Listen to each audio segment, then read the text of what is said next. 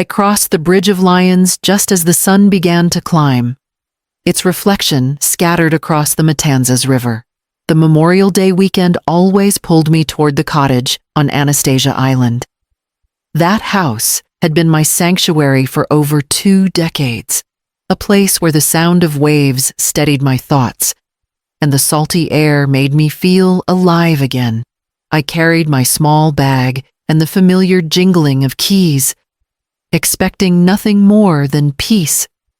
But when I stepped onto the sandy walkway that led to my front porch, the sight stopped me cold. 3 unfamiliar cars were crammed into the yard, their tires sinking into the grass I had tended with my own hands. Children's shrieks carried over the sound of music blaring from the open windows. Towels were strewn across my wicker chairs, damp and stained with sand. It looked less like my cottage and more like a public beach house taken over for a holiday party. Karina appeared at the doorway, her frame blocking my entrance. She wore my blue apron, the one I had embroidered with tiny seashells years ago, as though it belonged to her. Her eyes narrowed with the kind of disdain that had grown sharper since the day she married my son. "Why did that old parasite show up here? We have no room for you." Her words cut through the air, louder than the music, and for a moment it felt as if every voice, every sound, stopped to listen. Brennan stood just behind her, one hand resting on the doorframe. He didn't look at me directly. His gaze slipped toward the ground, shoulders drawn in as if he could make himself disappear. Not a word came from him. I steadied the keys in my hand, their weight trembling slightly against my palm. The humiliation rose hot in my chest, but I would not give them the satisfaction of a scene. My eyes swept past Karina, over the unfamiliar faces inside, the smoke curling from the balcony, the stains of disorder that spread across what had once been my calm retreat. I let a smile touch my lips, one I knew didn't reach my eyes. "It's okay, dear," I said softly. Stepping back from the doorway, I turned toward the road, the music still echoing behind me, already knowing I would need to see more before I truly understood what had taken place inside my home. I lingered at the edge of the porch long enough to see what I had once cherished, now treated like a public playground. The geraniums I had nursed through storms and salt spray were battered under the feet of children kicking a rubber ball, their laughter sharp against the thud of petals crushed on the stone path. On the balcony above, a heavy-set man leaned against the railing, a cigarette drooping from his lips. Smoke drifted over the salt air, mixing into something sour. Through the open kitchen door, the sizzle of something burning met my nose. A pan was left untended while 2 women argued over seasoning, their voices rising as if they owned the space. The tile floor, which I had scrubbed and polished countless times, was streaked with muddy prints. My apron, still tied around Karina's waist, flapped as she moved between them, smiling like a hostess. One of her cousins, I later learned, whispered loud enough for me to hear, "That's the famous seamstress. I thought she'd look more impressive." A few others chuckled, their eyes sweeping over my plain cotton dress and travel shoes. I felt every laugh like a pin pressed into my skin, but I kept my back straight. It was then I noticed Captain Reeves across the street, standing by his gate. His years in the Coast Guard showed in the way he carried himself, alert and steady. He caught my eye and mouthed, "You okay?" For the briefest second, I wanted to lift my hand, to signal for help, but pride held me still. I gave a slow shake of my head. "Not now." Karina glanced over her shoulder as if she had caught the exchange. Her smirk deepened. The message was clear. This was her stage now, and I was nothing more than an unwanted guest. I stepped off the porch, the gravel crunching beneath my shoes. I didn't argue, didn't demand, didn't beg. My silence was my shield.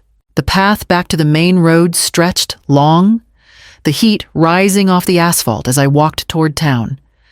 By the time I reached the modest inn along A1A, I had already made up my mind. Tomorrow, I would return not to fight with raised voice, but to see, to listen, and to gather what I needed. The motel room was small. Its walls painted a dull beige that seemed to swallow the light, but it gave me something I hadn't felt since stepping onto my own porch control. I set my bag on the bed, pulled out my phone, and began uploading the photos I had taken. Each image carried its own wound, the cars parked like invaders across my lawn, the children trampling the flowers I had coaxed through years of storms, the smoke curling from a cigarette on my balcony. I made sure every detail was stored safely in the cloud. If they thought my silence meant surrender, they hadn't learned who I was. From my purse, I pulled out a leather-bound journal, its edges worn from years of use. I wrote down each license plate, cross-checking the letters and numbers twice.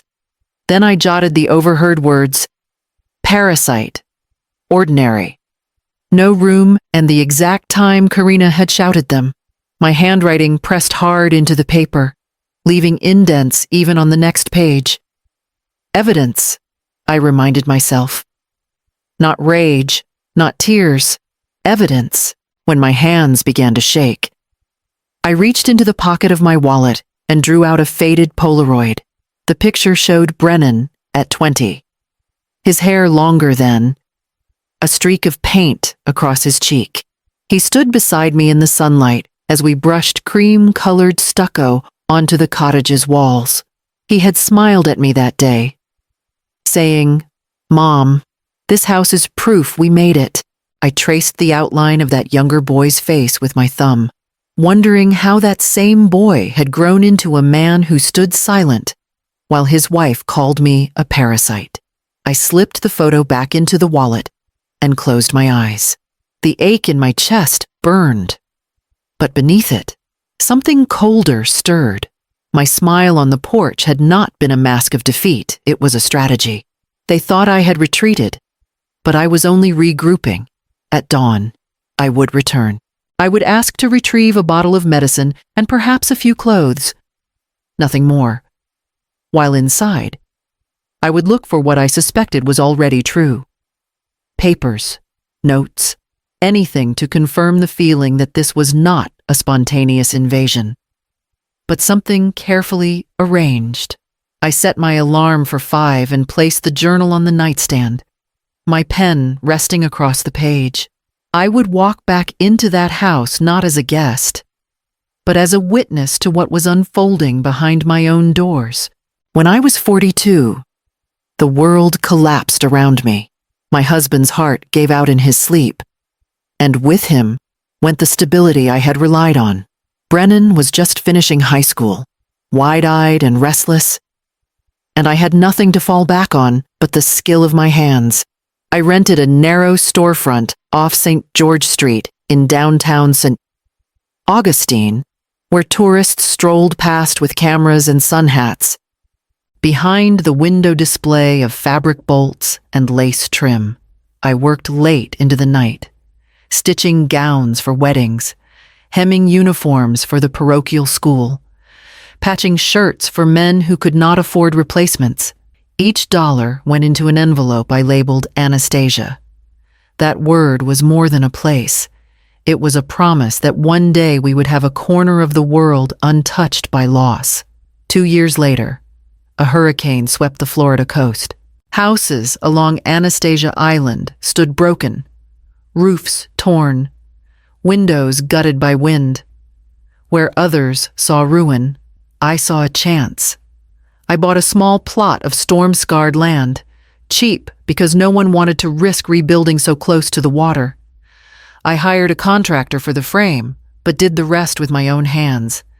I studied how to reinforce beams with hurricane straps, how to lay tile so it wouldn't shift under salt air, how to plant sea grapes that would anchor the sand.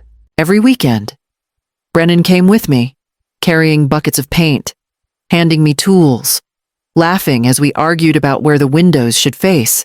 I still see him in my memory, 20 years old, standing on the half-finished porch with paint across his cheek. "Mom, this house is proof we made it." He told me.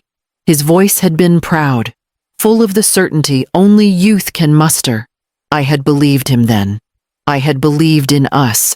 That memory lingered like a ghost as I stood once more at the door of that same house.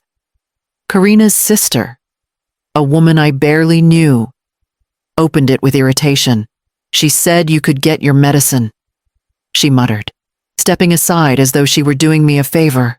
I crossed the threshold, the air heavy with scents that did not belong to me. Cheap cologne, fried food, cigarette smoke.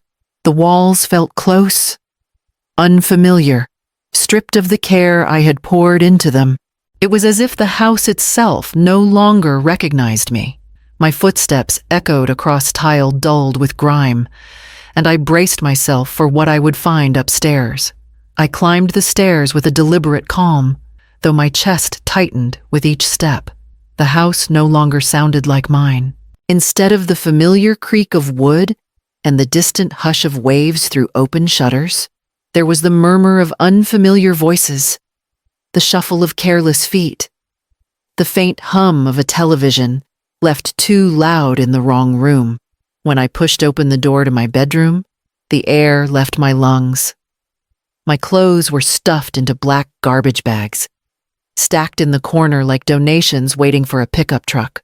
2 children I didn't recognize sprawled across my bed, tangled in the quilt I had sewn by hand after Brennan left for college. They slept heavily, oblivious, their sneakers still on, leaving streaks of sand against the fabric. The bathroom door was ajar. I stepped inside and recoiled at the sight of black hair dye streaked down the porcelain of the sink. My towels, once white with blue embroidery, were balled in the corner, stained beyond saving. It was like walking into the shell of a home, gutted and used by strangers. I steadied my hand, pulled my phone from my purse, and began to photograph everything: the bags, the bed, the dye-stained sink. Each picture felt like a stitch, threading together proof of what had been done. My hands trembled, but I forced them still. Drawers were half open, contents spilled. I reached for the small velvet box where I kept my mother's pearl earrings and the gold watch my husband wore every day of our married life. The box lay on its side, empty. My breath caught, and I leaned on the dresser for balance. Those pieces were not just jewelry. They were the last tangible threads tying me to the people who had once held me steady. Now they were gone, stripped from me as easily as the apron from the kitchen. I moved toward the closet, heart pounding. Behind the row of dresses, I had a cubby built into the wall. Few people knew of it, not even Brennan until much later. Inside, I stored documents too important to keep in plain sight. My fingers found the latch, and I opened it, expecting the comfort of neat files. Instead, I pulled out a document I had never seen before: a physician's report on official letterhead, stamped and signed.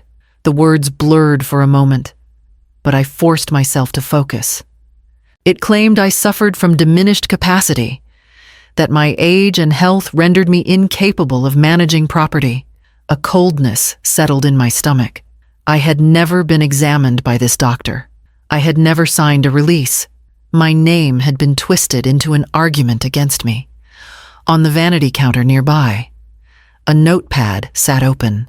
The handwriting was Karina's, the loops and flourishes I had seen on birthday cards for the children. At the top of the page was a name I didn't recognize at first, then understood with clarity: a local attorney. Notes in the margin read, "Transfer deed and capacity claim." I slipped the report and the notepad into my bag, my pulse steadying with purpose. This was no misunderstanding. It was a plan. I turned toward the door, already knowing I would need allies beyond my own strength. The next morning, I drove up U.S. Highway 1, the sun rising sharp against my windshield. My hands clutched the steering wheel tighter than I realized. The stolen documents and notepad sitting in my purse beside me like heavy stones. I stopped first at the bank, a place where I had walked through the doors so many times that the tellers knew me by name. The manager, Mr. Wilcox, greeted me with a concerned expression after I explained what I needed. I asked for a letter confirming my decades of managing accounts without assistance. He didn't ask many questions, only raised his eyebrows when I mentioned a fraudulent claim of diminished capacity. Within minutes, he printed the document on official letterhead and signed it. He handed it across the desk as though passing me a shield. "No one can argue with this," he said. I thanked him, slipping the paper into my folder with a sense of gathering armor. From there, I drove north to Jacksonville, the road humming under my tires as I rehearsed what I would say. The attorney recommended by a colleague of Captain Reeves had a reputation for being both sharp and relentless. When I met Naya Hightower, she was exactly that tall, poised, with eyes that seemed to measure everything at once. I laid the photos, the fraudulent report, and the notepad across her polished desk. She listened quietly, her pen moving swiftly across a legal pad. After a long pause, she looked up. "Mrs. Calder, what your daughter-in-law is attempting is not only cruel but criminal." She outlined a strategy with crisp precision. First, we would file an owner's affidavit with the county sheriff, seeking expedited removal of unlawful occupants. Second, a police report would document the missing pearls in the watch. Third, a formal complaint to the state medical board would address the false capacity letter, exposing the doctor who had signed it. Finally, she would petition the court for a temporary injunction to block any further attempts to interfere with my property. It was a roadmap, clear and formidable. For the first time in days, I felt like the ground was steady beneath me. Yet Naya did not let me leave without a warning. "Fast relief is possible," she said, her voice firm. "But you need to understand this once we move forward. There's no going back. These ties, already frayed, will not mend easily.